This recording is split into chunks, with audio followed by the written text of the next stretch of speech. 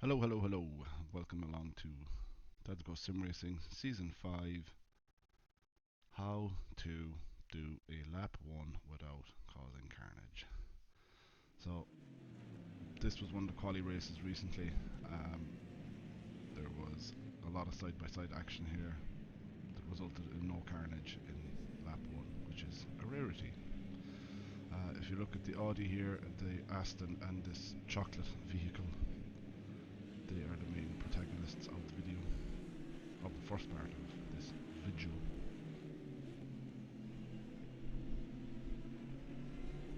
So he started off, Audi got a good jump, got up beside the Aston. Aston knew Audi was beside it in turn 1. They continued down into Maggots and Beckett's. Again, they both know they're beside each other, so nobody is closing doors. The racing is pretty clean, there's traffic in front of them. And again, all the way through Maggots and Beckett's, plenty of space left, no crazy manoeuvres. They get out onto the straight here, and Audi has a slight bit of a lead, so Aston tucks in behind it, follows it down the straight. And then the chocolate menace makes an appearance, but also it just follows in traffic. Aston gets up the inside, Audi sees it, doesn't close the door, lets him go, tucks in behind, follows up to the chicane. Again, they're just at the back of a lot of traffic, so no need for crazy manoeuvres. Audi follows Aston through, they're both fairly close, but just staying in traffic, nothing outrageous going on. They continue down to the fast right-hander here. Audi knows he's too far back to make a move, so just hangs back, doesn't try and shoot up the inside. Aston is following fairly close to the Porsche, but again not doing anything crazy here coming into the hairpin. On the brakes, again no real space. Eggman puts in an appearance, but again doesn't do anything crazy and doesn't try and force something that isn't there.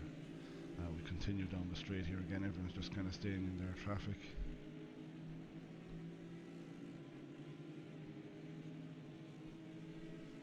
And we come into this left-hander.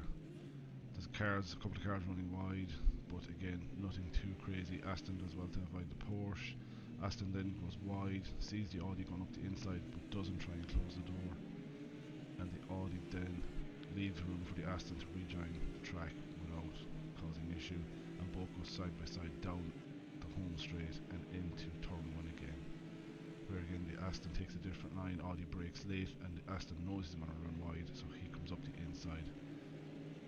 And then the dreaded Cadbury's Cream Egg makes a great manoeuvre, sort of. Gets 2 overtakes, but then run wide going into Maggots and Beckett's again. Little dab on the brakes from the Audi here not to run into the back of the Aston. The Bentley rejoins safely, no traffic, stays out of the racing line, and then we continue on into lap 2. We're just going to show what happens now on the previous attempt at this race, and there was madness. So this is lap 1, coming out of T1 heading into Maggots and Beckett's. Bentley doesn't realise the Macca is beside it, moves left, hits it, then comes back across and hits the Audi it didn't realise was beside it. Macca does a rejoin, again pretty safe, there was not much traffic and it stayed off the racing line as best it could.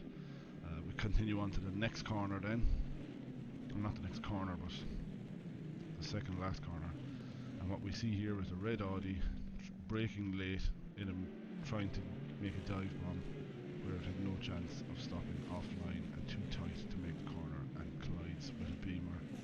Neither car hold their brakes after the accident and then causes chaos.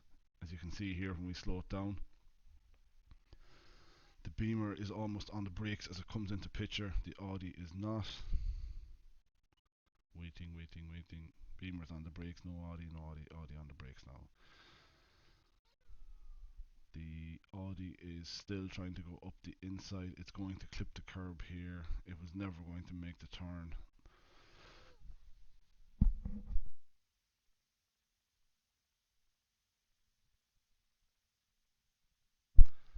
Sorry, just got a fit of coughing. And then carnage ensues. If we follow it here, we can see that the Audi is braking way later in fairness, at this point he was 100% on the brakes, but the car was just never going to stop in the marbles offline. Beamer was holding his line, and then there's just a slight contact. Even at this stage, the Audi's front wheels are only in line with the back, and then we have some nice Tokyo drift effects for a couple of moments before along goes Pei Tong. One Beamer escapes. The Audi and the Beamer still haven't hit the brakes. The Audi slides backwards in front of the Macca, and the Beamer comes across in front of the Bentley. And suddenly there's 4 cars sideways on the track, and it is impossible at this stage to do anything. As you can see, the Bentley has the brakes on immediately and still held the brakes, but unfortunately the cars that caused the accident at the start did not hold the brakes. If you're involved in an incident in season 5, whether you are the injured party or the perpetrator, if you do not hold the brakes and cause another accident, you will receive a penalty. As you can see from the side-on picture there, the Audi was nowhere near side by side with the Beamer to make a move going up the inside into the turn. And again, for dramatic effect, we have slow motion of what happened and what the result was. So you can see here the Beamer has no brakes on, the Audi has let its brakes off. They keep sliding. If they had held the brakes there, granted they would have cooked the tyres and ruined their own race, but they would not have ruined everyone else's race. Again, still no brakes on the Beamer. Audi comes back across the road, and you can just see the carnage behind it. At this point the Audi could have made an attempt to get off the track, as it was that close. The Bentley in the right hand side here came up the inside of the Audi into the incident. The Audi was trying to stay wide to keep the Bentley room, but then one Audi made love to another Audi. And we turn around to see the aftermath, and then we hang our heads in shame and cry. And Gabe just gives up, and his soul leaves his body. The end. Thanks for watching.